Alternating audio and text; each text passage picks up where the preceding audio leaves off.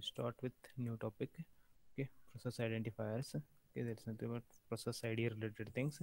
Then how we fork the new process and v fork related things. Today we study it. Okay, so what is the first process? Normally we will be having the process ID 0 onwards. Okay, we don't have negative numbers for process ID. So always positive numbers we have, 0 onwards we have it. So starting process we call it as a 0, that is a swapper process. Okay, so this process will be used for swapping the processes space, that is user space, kernel space. Whenever you will swap it, or one system, one process, it will to the one more process scheduler whatever will come for that purpose, swapper whatever is required, that all things will be handled by the swapper process. First process, that is the zeroth process. Okay, then immediately whenever it will start it, immediately it will start one more process. Okay, that is process, we'll call it as a process id 1. That id 1 process name we have as a init process. Okay, so init process is nothing but always it will be whenever system will start booting, so that time what all actions it has to perform or what are the scripts it has to run it, those things it will run it. In Linux it will all scripts whenever you will start it, so you have to run some scripts. Those scripts are kept inside a one folder that is called as a slash etc slash init tab. Okay, so in that folder it's kept it. So whatever those folders are there, sorry, whatever scripts are there inside that folder, everything it will run it. Okay, so like that same thing in Windows also it's there. Okay, startup programs, whenever we will start some, by default process it has to create it. Okay, so backend process it has to create it. So like that in Windows also, startup things whatever will be there, that will be executed. Okay, so here we are studying with respect to Linux here. So that is will consider as a Linux related thing only, that is init process, that is slash etc and slash init tab. In that folder whatever scripts are there, it will run it. So if you want, you can add your own script also there. Okay, as an admin you can push some scripts there and you can run it in that also. So whenever your system will start, that time by default your own script also will run it. Okay, so by default it will run it.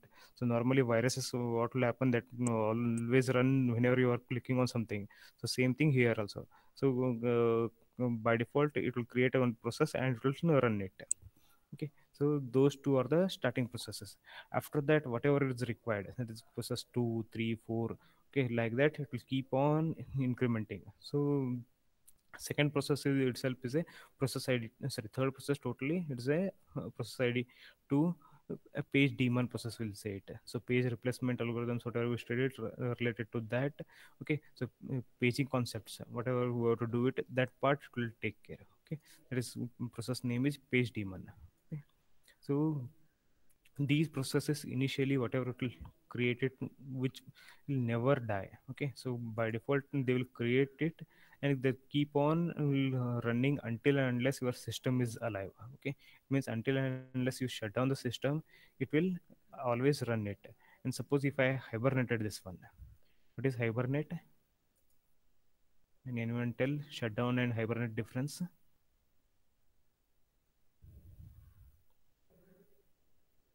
Type it in chat box also at least. Okay, give quick response. What is difference between hibernate?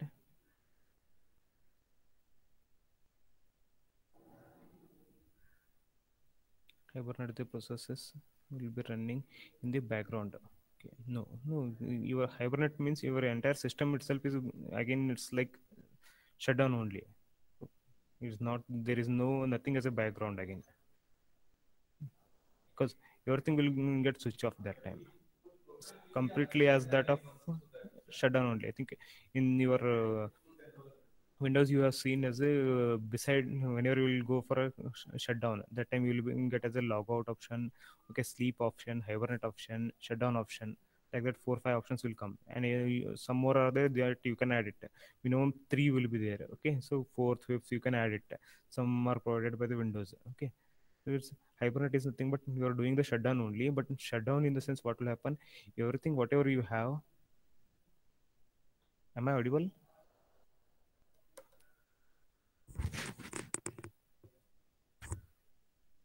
Yes, sir. Okay, so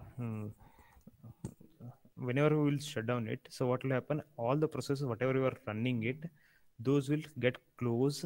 Okay, that is nothing but you will kill all the processes, running processes, and system will shut down. Okay, that is nothing but you are saying as a close all the things. Okay, all I was opened, all files opened, everything is close it, and power of the system, that kind of things it will happen.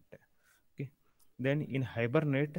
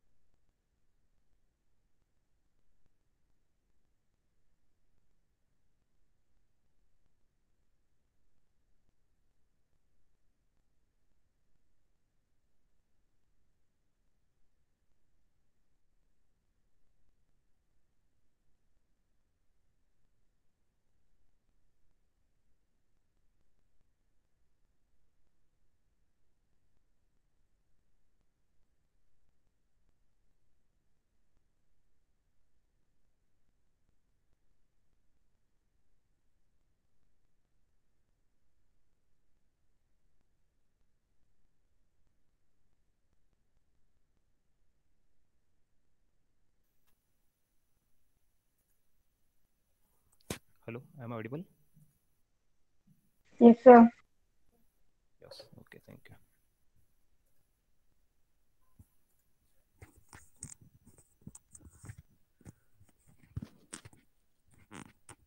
Okay, I was saying this.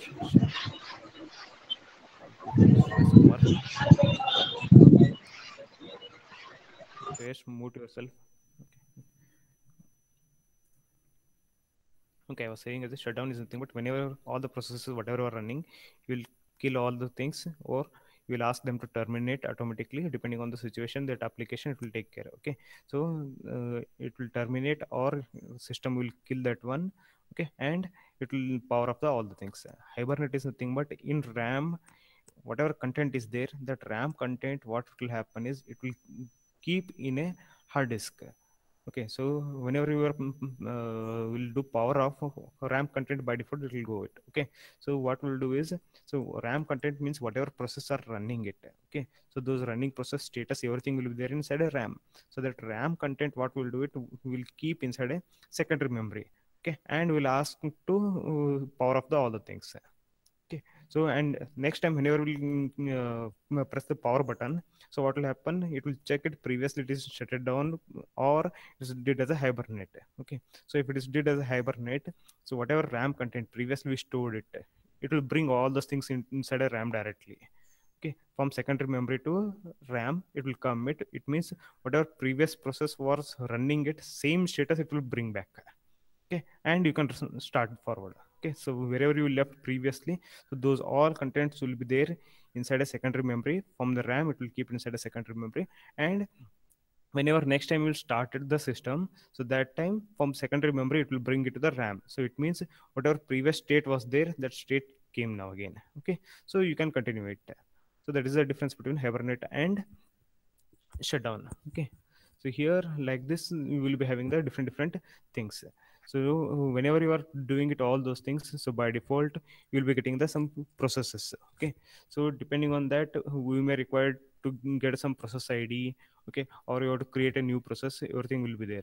So we'll keep on checking the how to create a new process only. Okay, so first thing is in Linux, to create a new process we have a function called as a fork. Okay, so it will not take any argument and it will return some value. Okay, so it will return three kind of things. Okay, that is whenever you will run this one, that is you will suppose one process is there, you have started that one. Okay, and you executed this function, fork function. Okay, so that time after that immediately there will be two processes. Whenever this will get executed successfully, that fork system call will get executed successfully, you will be immediately getting the two processes. First one whichever was running, that is a parent process, will say. So immediately after this one successfully executed, you will get a child process. So two processes we will get it. So it will return two things for a different process. For a parent process, this fork function will return PID of, that is a process ID of child, it will return it. For a parent process, it will return PID of child process. For a child process, it will return successfully executed or not. Okay, that is nothing but 0. So 0 indicates here successfully executed or not. Okay, and third one, it will return -1. So if it is any problem is there while creating the child process only. Okay, so you are not created the process only, new process. So that time whichever process was running, that process will get as a -1. So it means that time we have only one process because we are not created the new process only. So that time it will return -1. Any doubts in this one? So totally you will be getting three different values. So three different values in that. So two values are related to parent process, one value is related to child process. Okay, so two values, which are two values, is nothing but -1 and greater than 0 number. Okay, so that is nothing but process ID. Greater than 0 number is nothing but process ID. So whatever process ID child has, that ID will be returned to the parent process. And if it is failure, means -1, it will return it.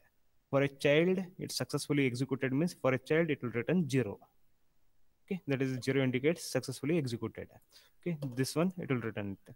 Okay, so those things will return here. So there's nothing but we are saying is a it's created the process. That time you will be having the total two processes.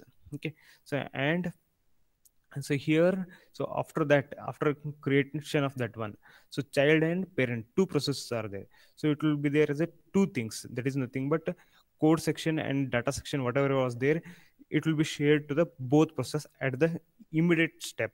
Okay, so whenever you are creating immediately, so both are sharing same thing. So but what we have to do is child process should have different one, and parent process have some different things. Okay, that is nothing but data segments whatever are there, so both should have different copies. For that purpose, so what we'll do is, whenever any one of the process if returns any data, means if modifies any variable values, so that time it will make the two different copies. Okay, so we'll take one example here. Okay, so we saw here we have one program. Okay, so here one global variable is there, that value is assigned to 6, and one more global variable value is a character. So some content we return, write a standard output. Okay, so and in main what we're doing is, here we're giving as a var. Okay, one variable, just we're creating it. Okay, and here we are saying as a before fork. Okay, so and here this one PID we are getting it. So whatever after executing the fork, so whatever child will return, that is fork will return, so that we will get the PID, so that we will take it. Okay, so then here if you saw in printf, just we are printing the before fork. So in here now we are trying to call the fork system call. Okay, so So this here up to here, whatever we have, these two slides, and this is nothing but code segment completely. What is all the statements are there, so this is a code segment. So in that, so here global variable, buff variable, okay, where PID, so these are all the data. So we are creating the some variables here.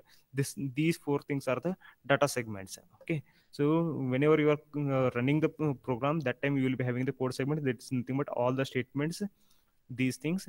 Then data segment also, so data segment, it has this first one, second one, third, and four, total four variables we have in our data segments, okay.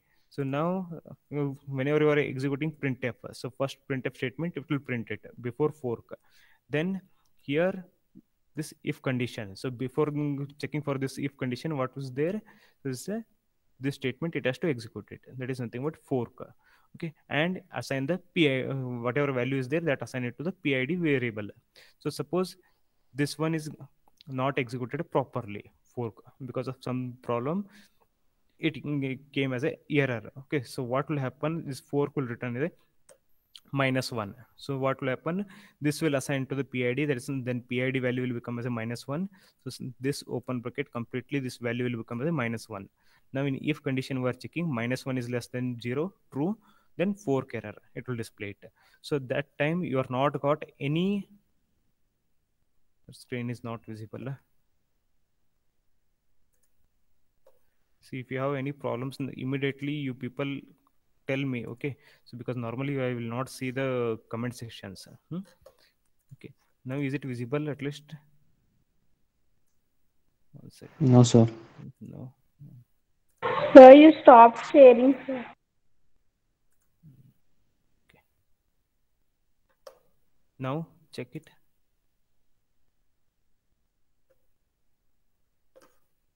No, sir. No, sir. Still not coming.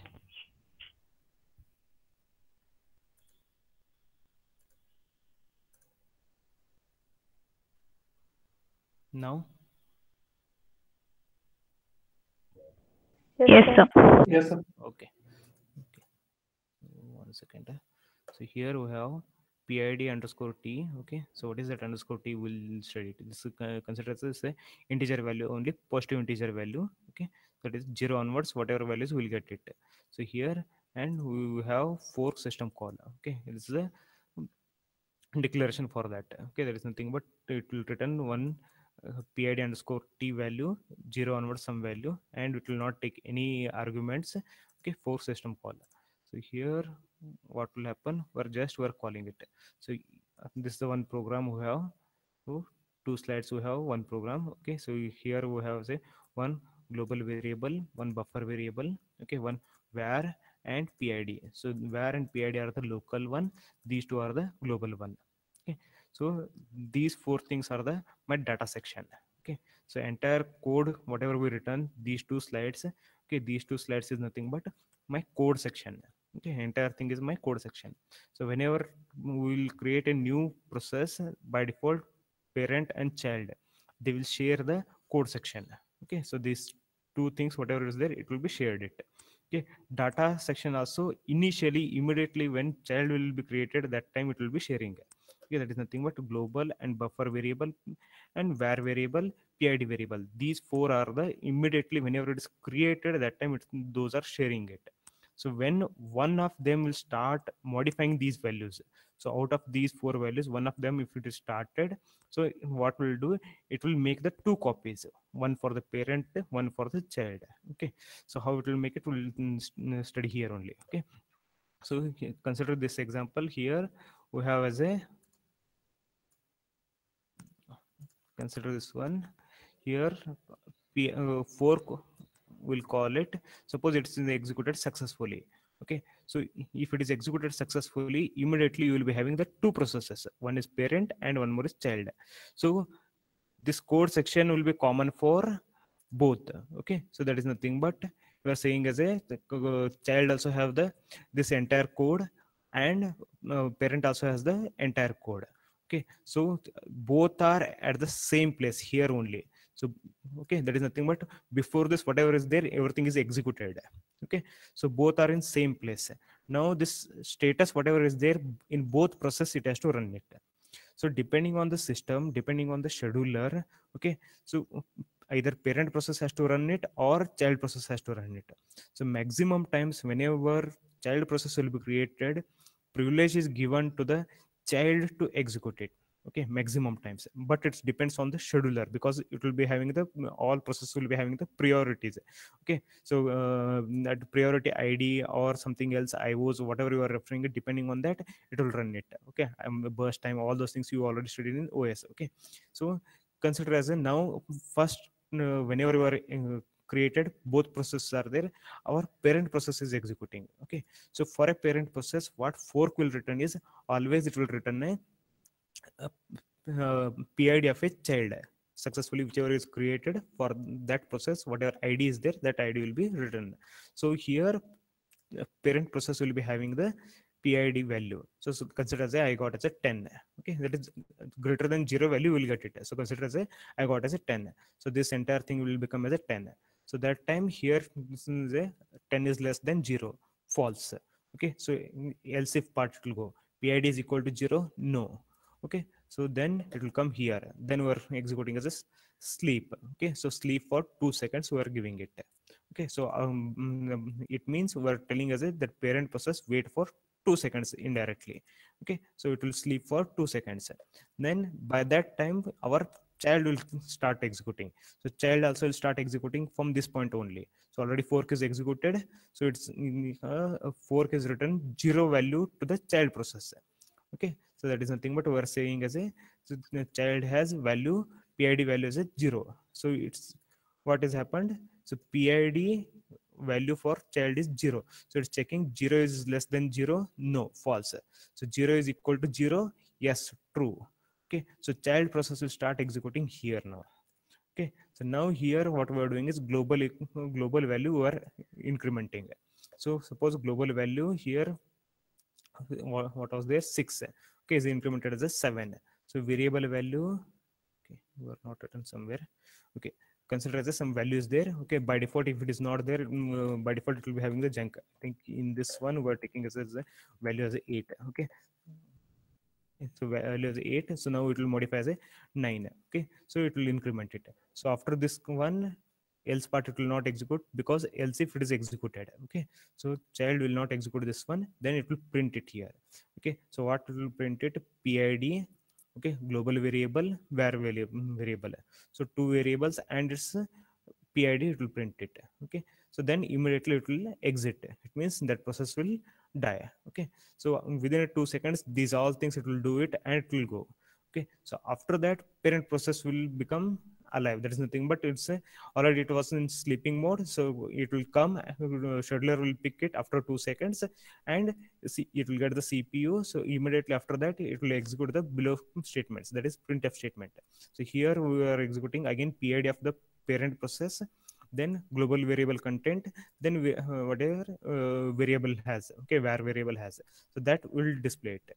So here, so we'll see the output. Suppose, so whatever we told, there is a, so before, okay, so this part you leave it, and here before a fork whatever is there, that will print it. So immediately child is executing. So child, if you saw it, 430 value is there. Okay, parent value is 429. Okay, so child value, first time child is executing printf statement.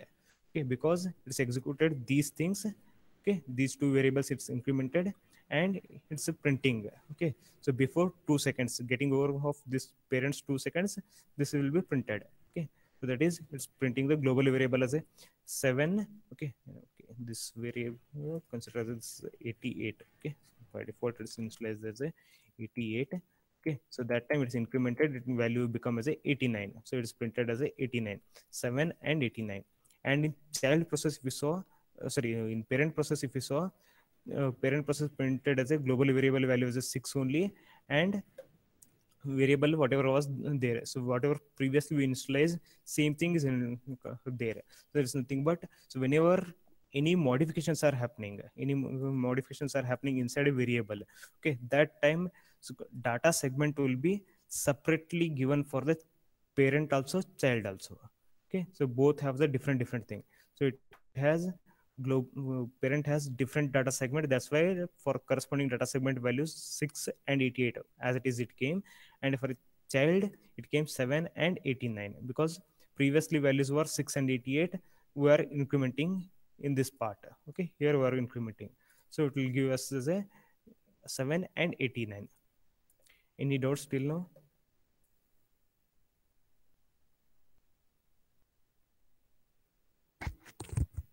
Give quick response.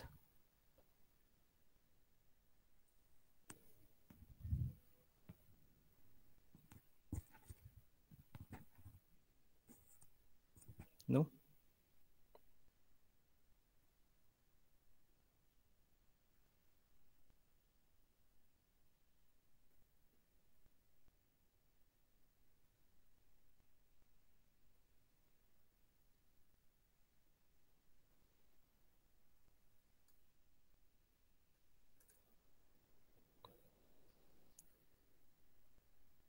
Yes or no?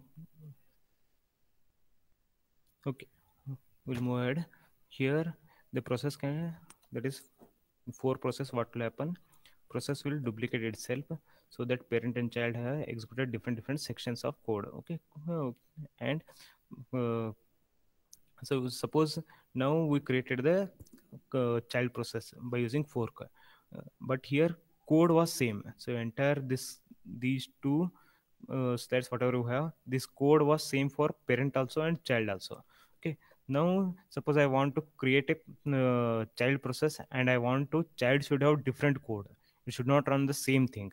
Okay, so it has to do some other application or other task. So what it will do is, so instead of using fork we'll use one more thing as a v fork. Okay, this is some kind of variation is there inside a fork one. So whenever you are using this one, so immediately, so after this one, that is nothing but do the fork. So after that normally you will be having the again same thing, that is nothing but here whatever code was there for this program, so both processes are using same code. So our intention is we should not use that one now. Okay, so that time what we have to do is we have to use a v fork. Okay, and after that immediately you have to execute exec. So that is nothing but give the, so which code you want to execute it, so that code's address you have to give it. So I think already you shared a little bit about exec, so it will call it. So inside that it will be having the exit also and main also.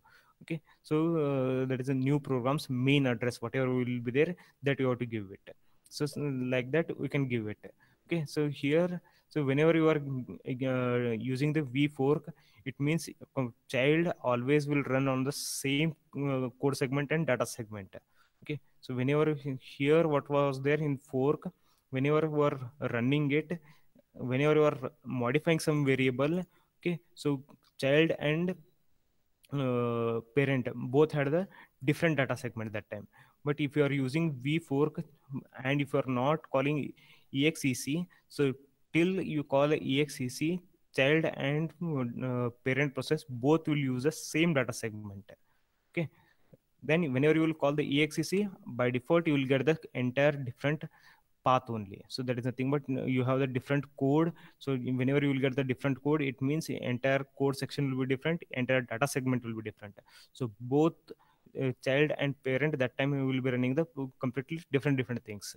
Okay, so here if you created the fork and you are not executed exec, so what will happen, that will check it now. Okay, so consider almost same thing again. So here we have global variable 6. Okay, where there is 88 value, we initialize it. Now we are running as a v fork. So whenever you are executing this one, so immediately after that you have to execute the exec. Okay, that is you have to give the immediately new path where child has to execute it. Suppose if you are not given, what will happen? Okay, that we are checking now. Okay, so here again we have we are checking for first thing is, that is PID equal to 0. So it means, so again here v fork, if it is a executed successfully, it will return 0 to a child process and it will return greater than 0 to a parent process. consider now we are considering as a child process. Okay, so that time whenever it will run executed for child process, it will execute as a return as a 0. So PID value will be there as a 0. So 0 is less than 0, it will check it false. Okay, so it will come here else if part. So here we are running as a PID is equal to 0. Yes, it is 0. So what will happen, we are modifying here actually our global variable. So what will give, so whatever value was there, that is modified. So where whatever was there, that is modified. Now after that immediately we are saying as a exit, so it is nothing but terminating. So here it will come out. Okay, so suppose you now we are executing the parent processor, so that time here some value will be there, so that is greater than 0 value will be there. Okay, so that value is less than 0 or not, we are checking it. It will obviously it will become a false. Okay, so here it will check it that greater than 0 value is equal to 0 or not, so false. So immediately it will come here and it's printing here, so it's trying to print something. So that is nothing but we are printing the PID. So this is the parent process ID. Okay, then global variable we are printing, then var variable we are printing it. So previously we saw in parent process these values are not modified. Okay, those were as it is kept. Okay, that is nothing but if we saw in previous one. So here 6 and 88. Okay, that is executed by parent process. Okay, so here 6 and 88 whatever initialized. Okay, and parent process is not modified, so those things are kept as it is. Okay, so in child process these two are modified. Okay, so in child process only that is printed 7 and 89, but here child process is modified now, that is child process is modified. Now we are printing using parent process. So we'll see the output. So here it's modified 7 and 89 now. Okay, some PID, that is you will get some greater than 0 value. So here randomly we got this value. Okay, so 7 and 89 we got it values. So that is nothing but we modified here variable, that is globe and local variable one, where okay these two variables are modified by child process, but it's reflecting in parent process. Why? Because we are using the v fork. So whenever you are using v fork, immediately you have to run the exec and you have to choose a different path. If you are not choosing, so what will happen, so both parent and child will use both same code segment as well as data segment. Previously whenever you had as a fork, so that time data segment was different. So immediately whenever you are modifying something, data segment was different. But here, so in v fork both will use same data segment, so there is nothing but same copy you are executing twice. Okay, one using the parent process, one you are using the child process. Okay, same copy you are executing the twice, that is something about data segment also. Okay, so this kind of problem will be there. So to avoid this one, normally whenever we will use the fork is nothing but whenever you want to choose a different path and whenever you want to run the different code segment as well as data segment. Okay, so immediately after this we fork. Okay, so whenever you will come to know as you are in child process, that is you will check this one and immediately here you have to call the exec. Okay, so exec, then you have to give the path. So how those things will be given, that will study in next class. Any doubts till now?